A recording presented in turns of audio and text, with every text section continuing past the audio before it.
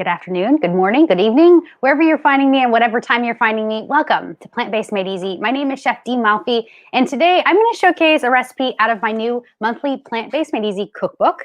I know many of you are familiar with this, but if you aren't, let me explain what I do. I write a new plant-based cookbook every month, and what it entails is a month of recipes. It's lots of different types of categories of food, from breakfasts, lunches, dinners, even snacks and sweets. Yes, you can have sweets with plant-based, and staple recipes. And today is Monday. And so on Mondays, we start with a breakfast to get your week started. Today, we're going to be making a peanut butter banana oatmeal. This is right from week 2. And here's the recipe. You guys, this is a digital download, but if you want to, you can print it out. Even better, you can put it on your phone and go to the market with it, because it's not just recipes. It's also a weekly grocery list. You can see that right here. I'm going to give you everything that you need to go to the market and make it a really fast trip so you can buy everything for your week of meals. I even at the end of the weeks include a weekend recipe, something that's a little bit more advanced. It's going to take you a little bit more time, but it's really fun. And those are our staple recipes. This weekend staple recipe is the coconut cashew milk. It's plant milk. It tastes just like whole milk. It's so delicious, and I'm actually going to demonstrate how to make it today. And then at the end of the week, you'll also find a journal entry page where you can actually write down things that you discovered along the way. As you shop for plant-based items, as you cook these plant-based meals, what came up for you? It's really fun to kind of track your plant-based journey as you go along. And I'm actually new to plant-based. I just started this about 6 months ago. I used to eat a standard American diet, and I've been a chef for 15 years, but I've always been curious about vegan food and plant-based cooking and living. And I finally made the plunge right at the beginning of sheltering in place, and it's changed my entire life. So I'm going to get going with our first recipe today. I'm going to start with our peanut butter banana oatmeal. But in order to make oatmeal, we need plant milk. So I'm going to start with our plant milk. I'm actually going to demonstrate how to do this. This is super easy. And I actually use a really fun and convenient machine. It's called the Almond Cow. Here's the Almond Cow Machine, you guys. And the reason I love it is because it's one button. It takes less than a minute to make. So within this Almond Cow, it's just a chamber. And I have added some water, 5 cups of water. There's a little minimum line. Filtered cold water all the way to the minimum line. Yeah, pretty simple. Now, the next thing that you need is the other element of the Almond Cow. You have here a little ingredient chamber, which is really cool, and then a collector cup. And this is going to sit right inside here. And I'm going to add some ingredients to it. The first thing that I'm going to add are nuts. So like I said, this is cocoa cashew milk. It tastes and mimics just like, it tastes just like, and it mimics whole milk. It's very thick and creamy, and it doesn't taste like cashew or coconut. It tastes like regular cow's milk, I swear, maybe with just a hint of, the plant essence, but you really can't tell. So the first thing that I'm going to need are some delicious cashews. These are unroasted, unsalted, raw cashew pieces. I'm going to put 2/3 of a cup, which I've already measured, right into my basket. All right, this is my basket here. I'm going to do an overhead too so that you can follow along with me. Now, the other thing is our cocoa, right? It's coconut and it's cashew. I need my coconut pieces. This is shredded coconut pieces. Now, Almond Cow is not just a company that sells the machine. They also sell the nuts. If you want, you can buy the nuts right from them. And the reason why I like them and I wanted to show you is not just because they're a regular old bag of nuts. You can get bags of nuts anywhere that are really good quality. But what you can't find at just about anywhere is this. Do you see this label at the bottom? This says glyphosate free. Now you can also see there's a non-GMO project verified label and a USDA organic label. These 3 are amazing together, but this one right in the center is really important. This is glyphosate residue free, which means these are non-GMO cashews. They're all organic, and they are not sprayed with that herbicide, pesticide, glyphosate, also known as Roundup. And it's really, really, really bad for our gut microbiome. It's also terrible for our soil. So we really want to try to get nuts, if we can, that are glyphosate free, and other things like grains. And right now, more and more people are labeling their ingredients glyphosate free. Here's the coconut shreds. This one also has it right here, USDA organic and non-GMO project verified. So we want that. Those are great designations to know that we're clean eating. We're actually getting all the nutrients from it. Nothing's been depleted. We know we're going to get all those nutrients in our gut microbiome when we ingest this milk, when we enjoy it in our cooking. It's really going to be good. And it has a lot more of a pronounced cashew and coconut flavor. All right, so we have our coconut, we have our cashew. The next thing we need is just a little bit of sea salt. Now, this is for 2 reasons. It's going to help your milk stay a little longer in your jar. There's no shelf stabilizers, and I'm not going to add any preservatives. So salt is kind of like your natural preservative. It's going to allow your milk to stay for maybe 2-3 more days longer than if you left it out. Now, the other ingredient that we need is just a flavor agent. This is totally optional. I'm going to use a little vanilla flavor, vanilla extract. This is vanilla flavor because it's alcohol-free, but you can use regular vanilla extract if that's what you like. I like the alcohol-free though. And I'm just going to use about a teaspoon or so. And then the last ingredient, also optional, is we're going to make this a slightly sweetened milk. Now, I'm not talking about like over the top sweet. I'm just talking about balancing the flavors. And so I really want to do that. I want to achieve that in every dish that I make. And so I'm going to do that with some dates. I have some medjool dates here, and I'm just going to use 2. You can use anywhere between 1 and 3. And again, it's not going to make this very sweet. It's just going to balance the flavors, which is really exactly what you want. You don't really want to be drinking sweetened nut milk or plant milk if you can help it, because that's just going to change your palate. It's going to change your taste buds to like crave sugar. And all we want to do with this is actually just to balance the flavors and make it really nice and delicious. All right, so I have everything in my ingredient chamber here. Now here's the top of the machine. It has a little blade, and it has a little electric unit here that's going to actually connect right to the actual base. So what I want to do is I want to get the blade into the chamber, and I'm just going to kind of like scoop it around all the ingredients. You see how I'm doing that? And then it has like a little thread, meaning like a little cutout in the metal. Find where it's supposed to go, and then lock it in place. You may have to do it a few times. And there's a little, there we go. There's a little, like a little diagram. It says open and close. Now you can see it's nice and closed. Everything's in the ingredient chamber. This is gonna go right on top. And I'm gonna just put it on my overhead so you can see. This part is gonna connect to this part. This part right here is gonna connect to this part. Here we go. And now there's one button. Do you see this? This is our little almond cow. You can see it's like a cow, but in the shape of an almond, and a green light. Turn it on, and it's going to go through 3 rounds.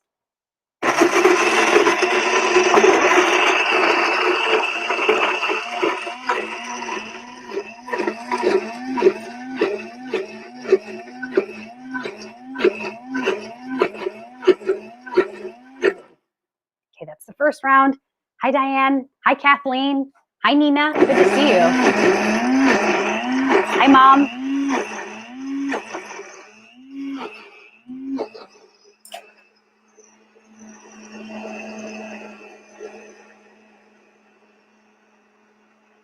Okay, that's the second, and just one more quick round before it finishes, and we're done.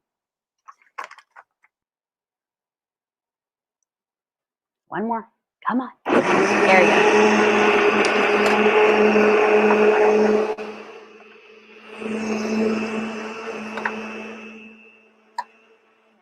All right, it's done. Now I know it's done because the almond cow and the green light will turn solid, and it has.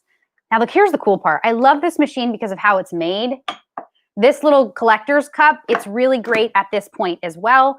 You can remove the top, just open it. You literally just lift it off, and then this will go right into the collector's cup, and it's gonna continue to collect. And what it's collecting is all the liquid. And the cool thing about the almond cow is you can just twist the top right off. The blade comes off. This can just get rinsed right under hot water. Now, the cool thing about this almond cow is that it really easily gives you both parts of the almond milk or the plant milk. 2 parts is the pulp, and I'm going to show you on the overhead. Here is pulp, guys. This is almond pulp, or nut pulp, I should say. This is cocoa cash pulp. It's really liquidy, but you can see it's nice and thick also. I'm going to try to remove as much of the liquid as possible. That's what's collecting in the cup. And then from here, I can make cream cheese. I can make ricotta cheese. I can make muffins, scones. I can make waffles, pancakes, lots of different stuff. So I love it. And I use my pulp every single week. I never throw it away. I bake with it all the time. Just last night, I made oat bran pumpkin muffins. They're really, really great. I mean, I have them in the freezer now, so I can just pull them out when needed. And now I have some beautiful milk. I really want you to see this. You can see it has like a foam or cream top. It's so darn delicious. This doesn't get old for me. Every time I make it, I'm in awe of this machine. Now, of course, if you don't have an almond cow, you can make this by hand. And to make it by hand, you're going to need some sort of nut milk bag. I'm going to show you what that looks like, just in case you're curious. Here's a nut milk bag. This is the mechanism by which you would make it manually or by hand. You would actually soak your nuts, any nut, any seed, for a day, and then you would rinse them and remove all the water, then put the soaked nuts in a blender with more cold filtered water. This is fresh cold filtered water. And then you would blend it up, and then you would run this nut milk mixture through this bag, and you would squeeze it out. You would squeeze into a big bowl. It's very messy and certainly doesn't give you this much pulp, and it certainly doesn't yield this much liquid. But look at how much beautiful plant milk we have. You guys, this stuff is going to be great. I'm going to use a cup for my recipe, so let me get that measured out now. Perfect. All right. And I like to store my milk in a jar, a glass bottle like this, or a jar, and it will keep in the refrigerator for a week. It's really good stuff.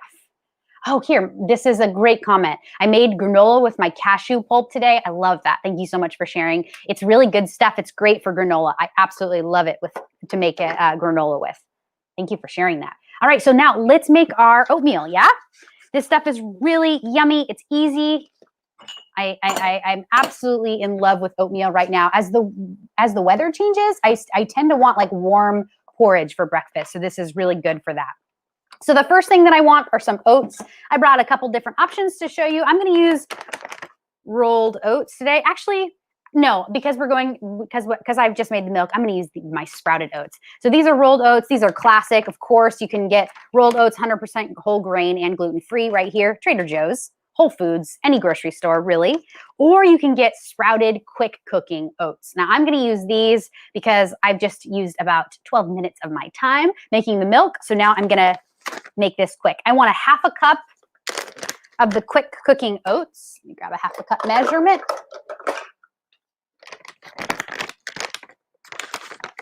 And I love that they're sprouted. I absolutely love sprouted oats. I love sprouted everything, bagels, toast. All right, that's half a cup. Pasta. I love sprouted ingredients because what happens to the actual ingredient is that all the micro and macronutrients become more bioavailable for us. So they're really great for us when we can sprout our ingredients first. All right, I'm going to turn on my heat now. I put my half cup of oats inside of a big stock pot. I'm just going to use the smallest one that I have. You should use one with a lid if you can. And then I want 1 cup of the plant milk. So I have that measured in a liquid measure here, and I'm going to add that. Cream top and all. It doesn't matter if it has a little foam. That's great. It's going to make it really delicious. And you can use any flavor of plant milk. With the almond cow or with the nut milk bag, you can actually use anything to make plant milk. You can use seeds like hemp seed, chia seed, flaxseed. You can use pistachio nuts, walnuts, macadamia nuts, things that people don't think about when they're making plant milk, yeah? But some of these are really, really delicious. I love walnut milk. I love cocoa cashew, and that combination is my favorite because it really does something. It makes it very, very similar to a cow's milk, very similar to whole milk. It's really delicious. But macadamia nut milk is also really great. So the choice is yours. And I just want to kind of get this going. And these are quick cooking oats, so it shouldn't take that long. And I'm using induction, so it's really not going to take long. You can already see it's starting to bubble. Do you see this? It's starting to have a nice simmer. Now, the other thing that I want to make sure of is I really want to make sure that I'm using a heat-resistant spatula. That's something like this that is going to not chip or melt. This is going to be good to use in a hot pot for up to 450 degrees. So it's really good to get heat-resistant spatulas. If you want to learn more about any of the equipment that I have, you can actually visit my Amazon influencer page. And that's where all of my stuff is hanging out. You can shop around. You can take a look. Even if you don't buy anything, that's okay. I made it for you, though, so that you could know what are my recommendations for my favorite ingredients and kitchen equipment and all of that jazz. But for the almond cow, that machine I just showed you, unfortunately, you can't buy that on Amazon, but you can buy it. And if you want $10 off, there's a little coupon code in the comment box right here, so you can grab that. All right, so now this is bubbling away. Remember, this is quick cooking, so it's not going to take long. It's on high, and I just want it to come up to a nice quick boil. Now, at this point, I'm going to add peanut butter. Remember, this is peanut butter and banana oatmeal. So I'm going to add peanut butter, and you can use any kind of peanut butter that you want. I'm going to show you that I love this. This is crunchy salted peanut butter with flax and chia seed. So I'm going to use a little bit of this, just a tablespoon. Let me grab my spoon here and throw it right in and just let this kind of melt. Let it kind of melt into the oats. I'm just going to taste the oats for doneness here. Little peanut butter. Really good. Almost there. If you don't like peanut butter, or let's say you have a nut or a bean or a legume allergy, did you know that peanut butter is actually a legume? It's more akin to a bean than it is a nut. Then get yourself an actual nut butter. Now, I love raw almond butter. That's probably my next favorite. I would use the creamy raw almond butter. You could use anything though. Cashew butter would be great. Sunflower seed butter, any of them. Doesn't matter. And then a banana. So I'm going to use a banana here. And this banana has started to speckle or freckle just a little bit. Kind of like me. I'm starting to freckle a little bit. Maybe I'm a little too much sun this summer. You want just a few freckles. Freckles. I just combined freckle and speckle. You want a few of the freckles, and here's why. Few of the freckles on the banana is going to indicate that this banana has really high antioxidant levels, all right? If you eat a banana without any speckles, you're not gonna get as many antioxidants. If you have a banana with a ton of speckles, you're gonna get more antioxidants, but a lot more sugar too. So the choice is yours. Great. This is the perfect banana for me. All right, that's it. I'm turning it off. Remember, these are quick cooking. It doesn't take long. That's it. The peanut butter is nice and melted. I'm going to remove it from the heat, and then I'm going to take my spatula, and here's why I use a spatula, and I'm just going to plate it or put it inside of my bowl, and I want it to be a nice big mound here. Yum, yum. This looks really good. Give it a few taps. All right, now I'm going to top this with some banana and some cinnamon and some hemp seeds. Let's start with my banana here. Compost that peel, or you can also make banana peel bacon. I did that once and it was very interesting. I love to experiment in that way. So I'm just going to take some of these pieces of banana. I'm going to slice them thin.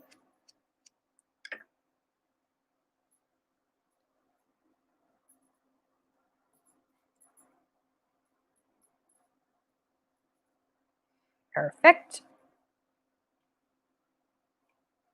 Oh my gosh, I have to. Come on. Begging to make a smiley face. Perfect. Put that aside. Snack for the chef.